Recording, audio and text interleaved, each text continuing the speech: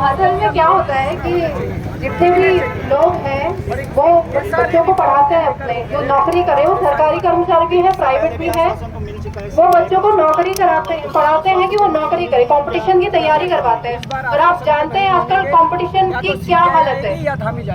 फिर उसके बाद बच्चा कंपटीशन में पढ़ के आप जैसे लोगों की तैयारी करता है कि पेपर में मैं बैठ पाऊंगा, लिख पाऊंगा, कुछ लिख पाऊंगा। अब क्या होता है, फिर जैसे पहले जमाने की बात करी, पहले सोचो बच्चा फिर टॉप करता था, बहुत खुशी होती थी।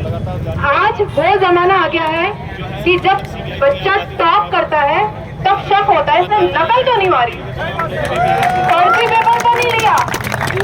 और मुझे तो हंसी इस बात की आ रही है कि हमारे यहाँ का उत्तराखंड का हो या भारत का हो, आयोग कैसा है, विभाग कैसा है, कहते हैं कि बस 3 ही पेपर तो लीक हुए हैं, पेपर लीक नहीं मानते इसको।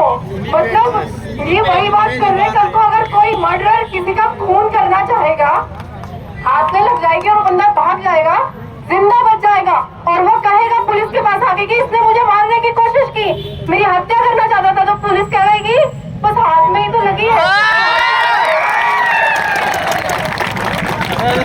तो ये जो पेपर लीक है, और पेपर लीक के बाद भी ये लोग बोले कि पेपर तो लीक हुआ ही नहीं, कितनी शर्म की बात है।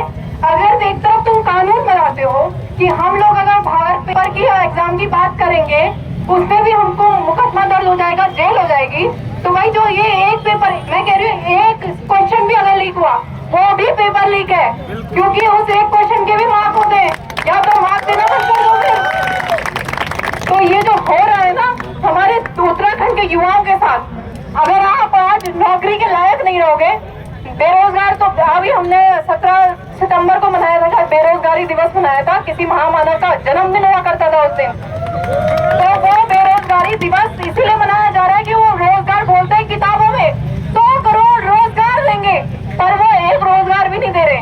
और जितनी सरकारी विभागों में रोजगार थी ना, वो भी सब खत्म कर दिए। और आप अगर अभी भी जांच करेंगे तो सरकारी विभाग में कई पद खाली हैं, कई पद खाली हैं।